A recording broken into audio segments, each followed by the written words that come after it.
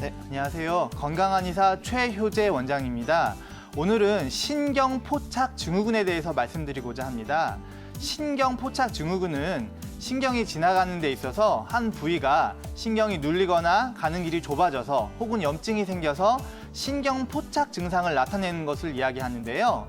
신경포착 증상이란 어떤 것이냐면 한 부위가 저리거나 시리다, 아니면 찌릿찌릿하다, 벌레가 기어가는 것 같다, 감각이 둔하다, 시큰거린다, 화끈거린다, 이런 증상을 표현하시는 분들이 있으십니다. 따라서 이런 신경포착 증후군에 대해서 말씀드리겠습니다. 먼저 신경포착 증후군에 대해서 말씀드리기 전에 신경의 분포에 대해서 말씀을 드려야 되는데요. 우리 몸은 크게 세 가지 순환체계로 이루어져 있습니다. 첫 번째는 심장을 중심으로 한 혈관계가 있고, 두 번째는 림프계가 있습니다. 세 번째로는 신경계가 있는데, 신경계는 뇌에서부터 시작을 해서 척수로 내려와서 뇌와 척수가 중추신경계를 이루고, 이 뇌와 척수에서 말초, 팔, 다리로 퍼져나가서 말초신경계를 이루게 됩니다.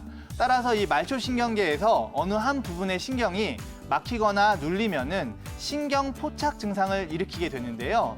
예를 들어서 발전소에서 전기가 흐르는데 어느 전선이 한 군데가 막히게 되면은 그 이하로 불이 꺼지거나 전기 증상이 안 나오는 것과 마찬가지입니다. 따라서 이런 신경포착 증후군에 대해서 대표적인 상지와 하지의 증상에 대해서 말씀을 드리겠습니다. 첫 번째 상지에 대해서 말씀을 드릴 건데요. 대표적인 상지의 신경포착 증후군은 손목 터널 증후군이 있습니다. 손목 터널 증후군은 손목 이하로 찌릿찌릿하거나 저리거나 이런 증상을 호소하시는 건데요. 주로 이제 손을 많이 쓰시거나 아니면 핸드폰을 많이 하시거나 컴퓨터를 많이 하시는 분들이 이런 증상을 호소를 많이 하십니다.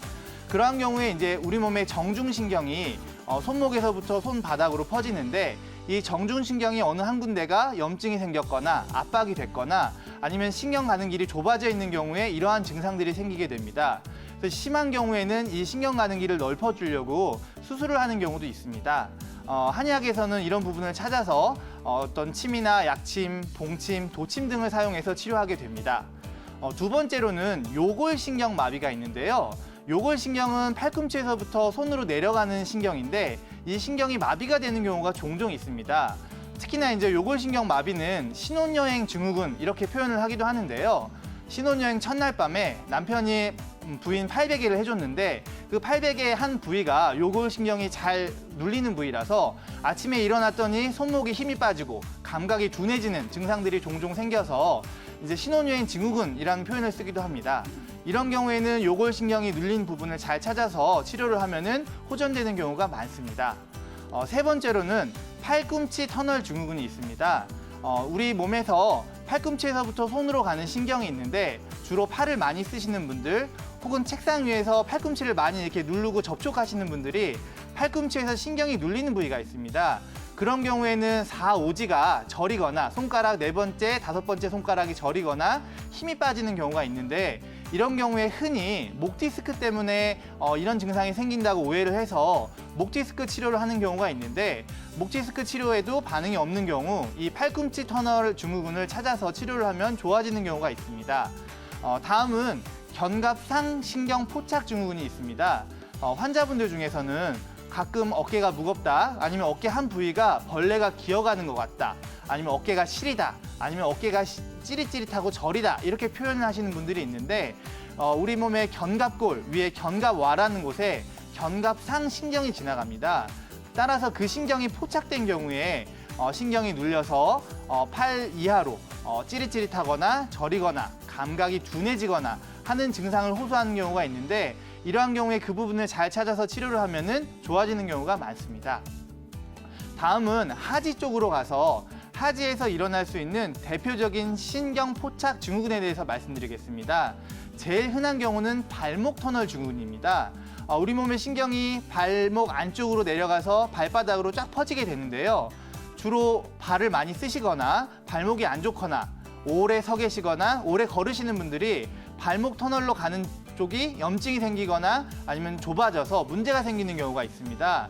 그러한 경우에 발바닥이 화끈거린다, 아니면 발바닥 감각이 둔해진다, 아니면 길을 걸을 때 깔창을 씌는 것처럼 발바닥이 붕 뜬 것 같다, 이렇게 표현을 하시는 분들이 계십니다.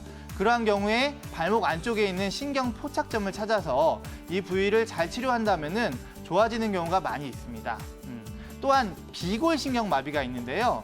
이 비골신경은 우리 몸의 종아리 바깥쪽, 무릎 바깥쪽에서부터 발 사지, 오지로 지나가는 신경입니다. 이 비골두 아래에 비골신경이 지나가는데 이 비골두 근처에서 신경이 포착이 되면은 신경이 눌리거나 염증이 생기거나 신경 가는 길이 좁아지면은 그 이하로 종아리 바깥쪽으로 저리거나 찌릿찌릿하거나 벌레가 기어가는 것 같거나 감각이 둔한 증상이 생기게 됩니다. 이러한 경우에도 흔히 요추 4, 5번 디스크 문제 때문에 다리가 저리다고 생각을 해서 요추 4, 5번 치료를 하게 되는데 그렇게 해도 호전이 되지 않는 경우 이 비골신경을 찾아서 치료를 하면은 호전되는 경우가 많습니다. 이런 신경포착 증후군은 신경이 지나가는 곳이면 어디든지 생길 수 있기 때문에 어떤 사각근이라든가 서해부 질환에도 많이 생길 수가 있고요. 특히 이제 엑스레이에서 나오는 질환이 아닙니다. 엑스레이에서 나오지 않기 때문에 환자분들이 여러 군데 돌아다니다가 오시는 경우가 많고 치료가 잘 안 돼서 오시는 경우가 많은데 그런 부위에서 이제 잘 찾아서 그 부위를 한의원에서는 침치료 혹은 약침치료 혹은 봉침치료를 시행하게 되고 만약에 신경 유착이 심하다 하면은 그 부위를 직접적으로 유착을 절개하는 도침치료를 같이 하게 됩니다. 또한 이제 신경을 순환시켜주는 신경통에 좋은 한약치료를 같이 하게 되면 보통 좋아지는 경우가 많기 때문에 상기 말한 증상이 있다면은 가까운 한의원에서 한번 상담을 받아보셨으면 좋겠습니다. 지금까지 건강한의사 최효재 원장이었습니다.